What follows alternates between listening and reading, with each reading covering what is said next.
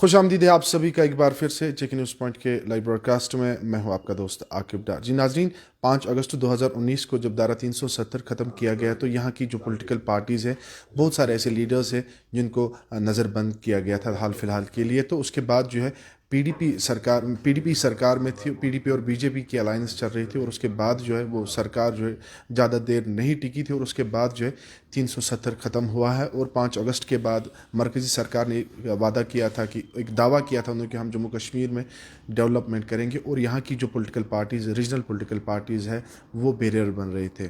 تو اس کے بعد کیا کچھ صورت حال ہے ابھی وادی کشمیر یا پورے جموں کشمیر میں، پولیٹیکل سینیریو کیا ہے؟ ہمارے ساتھ موجود ہے اقبال ترنبو صاحب جو پی ڈی پی کے لیڈر ہے اور حال ہی میں انہوں نے پی ڈی پی جوائن کیا. اقبال صاحب بہت بہت شکریہ. یہ بتائے گا کہ 370 ختم ہونے کے بعد جب 5 اگست کو یہ فیصلہ لیا گیا تھا، اب آپ کو لگ رہا ہے کہ زمینی سطح پہ کچھ چینج آئی ہے، ڈیولپمنٹ ہوئی ہے؟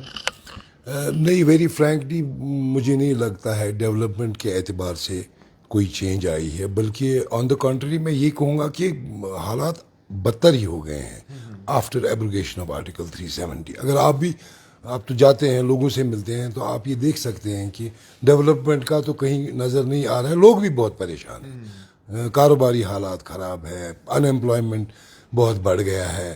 تو جو کہا جا رہا تھا کہ ایبروگیشن کے بعد یہاں پر ایک چینج آئے گا، مجھے نہیں لگتا ہے کوئی چینج آیا ہے، بلکہ سچویشن جو ہے ڈیٹیریوریٹ ہی ہو گئی ہے. اقبال صاحب، سینٹر نے یہ دعویٰ بھی کیا تھا کہ یہاں کی جو پولیٹیکل پارٹیز ہے وہ بیرر بن رہی ہے یہاں کی ڈیولپمنٹ کو لے کر. کیا واقعی میں ایسا ہو رہا تھا؟ پچھلے 70 سال سے یہاں پہ نیشنل کانفرنس نے گورنمنٹ چلائی، پی ڈی پی نے گورنمنٹ چلائی، یا باقی کانگریس بھی حکومت یہاں پہ کر رہی تھی. آپ کو لگ رہا تھا کہ ڈیولپمنٹ نہیں ہو رہی تھی اس وقت میں؟ اس کا سب سے بڑا ثبوت یہ ہے، اگر آپ کو یاد ہوگا 2002 میں پی ڈی پی کی حکومت آئی تھی، تو مجھے نہیں لگتا ہے کہ اس پیریڈ سے زیادہ خوشگوار پیریڈ ہم نے پچھلے 30 سالوں میں دیکھا ہوگا. آپ کو یاد ہوگا یہاں پر پولیس کا، سیکیورٹی فورسز کا دباؤ اچانک کم ہو گیا تھا. لوگ آرام سے اور آزادی سے گھومنے پھرنے لگ گئے تھے. ایک حیران کن بات آپ نے دیکھی ہوگی، سڑکوں پہ بورڈ لگے تھے مظفر آباد اتنا دور ہے. ایک آر پار کا ٹریڈ شروع ہو گیا تھا، ایک آر پار کا آنا جانا شروع ہو گیا تھا. کتنی ڈیوائیڈڈ فیملیز ہیں کشمیر میں، اس بار کچھ رہ رہے ہیں، وہ سب after gap of so many years ملنے لگے تھے. تو اتنا خوشگوار ماحول ہو گیا تھا. کلنگز میں آپ دیکھیے اس دوران کلنگز کتنی کم ہو گئی تھی. تو بہت اچھا ماحول ہو گیا تھا اور ڈیولپمنٹ بھی ہو رہی تھی بہت اچھی طرح. تو یہ صحیح نہیں ہے کہ ڈیولپمنٹ نہیں ہو رہی تھی، بلکہ میں کہتا ہوں کہ جو ڈیولپمنٹ کشمیر کو چاہیے وہ پی ڈی پی کے اس دور میں ہوئی تھی. مطلب ایک نارمل ڈیولپمنٹ ہوتی ہے، سڑک، بجلی، پانی. ایک یہ ڈیولپمنٹ ہوتی ہے کہ لوگوں کا ماحول جو ہے خوشگوار بنتا ہے. ایسی چیزیں ہوتی ہیں جو لوگ ایکسپیکٹ نہیں کرتے ہیں. لیپ ٹورڈز پراسپیرٹی، وہ چیز اس وقت ہم نے دیکھی، وہ تو آج مسنگ ہے سارا. اقبال صاحب، حال ہی میں آپ نے پی ڈی پی جوائن کیا ہے، حالانکہ آپ کو پتہ ہے کہ پی ڈی پی ابھی پوری بکھر، کیونکہ جو ٹاپ لیڈرشپ ہے وہ سارے پی ڈی پی سے نکل گئے. آپ نے پی ڈی پی ہی کیوں چنے؟ آپ تو بزنس مین تھے، پی ڈی پی ہی کیوں چنے؟ وہ پوری طریقے سے ابھی مطلب اتنی نظر نہیں آ رہی ہے زمینی سطح پر. دیکھیے، میری نظر میں سیاست جو ہے وہ لوگوں کی خدمت کرنا ہے، لوگوں کی زندگی بہتر بنانا ہے، لوگوں کا تشخص بچانا ہے، لوگوں کو سینس آف سیکیورٹی دینا ہے. تو یہ سب چیزیں میں نے جو ہے پی ڈی پی کے منشور میں پائی.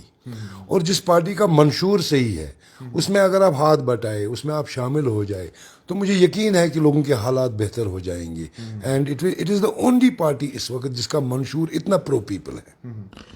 بہت ساری پولیٹیکل پارٹیز کہہ رہی، حالانکہ پی ایچ ڈی بنی اور اس کے بعد این سی نے کہا کہ ہم 370 کو واپس لائیں گے. پی ڈی پی کا بھی یہی منشور ہے، ہم 370 کو واپس لائیں گے. آپ کو لگ رہا ہے کہ یہاں کی جو ریجنل پارٹیز ہے، خاص کر پی ڈی پی کی بات کریں گے، وہ 370 کو واپس لا سکتے ہیں؟ بالکل لا سکتے ہیں، ایسی کوئی بات نہیں ہے کہ نہیں. پہلے تو آپ یہ بات سمجھ لیجئے کہ یہ ایک پریزیڈنشل آرڈر سے ہوا ہے، گورنمنٹ آف انڈیا نے کیا ہے، مطلب انسان نے کیا ہے. تو انسان جو قانون بناتا ہے اس میں ترمیم کی گنجائش ہمیشہ رہتی ہے. آپ نے فارم لاز دیکھے، गवर्नमेंट ने लाए, फिर रिएक्शन हुआ थोड़ा बहुत, फिर गवर्नमेंट ने वो चेंज किए. इसी तरह ये आर्टिकल 370 का एब्रोगेशन है, ये एक पार्लियामेंट ऑर्डर है. तो जब लोग गवर्नमेंट को ये मालूम चलेगा, जब हम इसके लिए जद्दोजहद करेंगे कि इसका उतना फ़ायदा नहीं हुआ जो गवर्नमेंट ऑफ इंडिया सोच रही थी. ये फ़ायदा तो सिर्फ गवर्नमेंट ऑफ इंडिया सोच रही थी. हम तो क्लियर कट थे कि 370 जो है ये एसेंशियल है हमारे लिए. ये गवर्नमेंट ऑफ इंडिया का एक सोच था कि शायद इसको एब्रोगेट करने से हालात बेहतर हो जाएंगे. उनको भी प्रूव हुआ पिछले 2-3 सालों में कि इससे कोई तरक्की या कोई फ़र्क नहीं पड़ा, बल्कि हालात जो है डिटीरियरेट हो गए. हम तो हमेशा इस चीज़ के हैं कि नहीं, आर्टिकल 370 रहना चाहिए, हमारा तशख़्ख़ुस बरकरार रहना चाहिए, हमारा स्पेशल स्टेटस बरकरार रहना चाहिए. तो हमें ये पूरा यकीन है इट इज़ पॉसिबल. हम इसके लिए लड़ेंगे, हम इसके लिए बात करेंगे, और ये कोई ऐसा मसला नहीं है कि आसमान से हुआ कोई कानून है जो नहीं बदल सकता है. ये पार्लियामेंट ने किया है, ये पार्लियामेंट में भी बदल सकता है, ये सुप्रीम कोर्ट में भी केस है, ये वहाँ पर भी arguments on the basis of argument इसको वापस किया जा सकता है. इसमें कोई मसला नहीं है. इकबाल साहब, कल को अगर इलेक्शंस हुए हैं यहाँ पे असेंबली इलेक्शंस, क्या भेजेंगे आप लोगों में? क्योंकि सारे 370 की बात करते हैं कि हम वापस लाएंगे जी, लेकिन कुछ लोग जो है सियासत करें, हम डेवलपमेंट को लेकर वोट मांगेंगे लोगों से. पीडीपी आपकी मैं बात करूं तो आप लोगों में क्या भेजेंगे और उसके बाद आप वोट हासिल करेंगे? सबसे पहले तो हम उनको ये यकीन दिलाना चाहते हैं कि मायूस होने की ज़रूरत नहीं है. हम इस 370 के लिए भरपूर लड़ेंगे और हमारी पूरी कोशिश रहेगी कि इसको हम वापस लाएं और लोगों का तशख़्ख़ुस जो है वो बहाल करें और लोगों की उम्मीद जो उनको नाउमीदी हो गई है उसको बराबर करेंगे. डेवलपमेंट तो होती रहती है, लेकिन सबसे पहले लोगों के अंदर एक कॉन्फिडेंस वापस लाना है हमें कि आपको हिंदुस्तान की गवर्नमेंट ने सेकंड क्लास नहीं बनाया है. ऐसा मसला नहीं है. आप उतने ही इम्पॉर्टेंट है जितने हिंदुस्तान के बाकी रियासतों में रहने वाले लोग हैं. तो ये जो फीलिंग कश्मीर के लोगों को हो गई है कि हिंदुस्तान गवर्नमेंट ने हमको एक तरफ से डिग्रेड कर दिया है, हमको नज़रअंदाज किया है, लेकिन हम गवर्नमेंट ऑफ इंडिया को मजबूर करेंगे कि वो कश्मीर के लोगों को इसी तरह ट्रीट करे जिस तरह वो हिंदुस्तान के बाकी रियासतों के लोगों को करते हैं.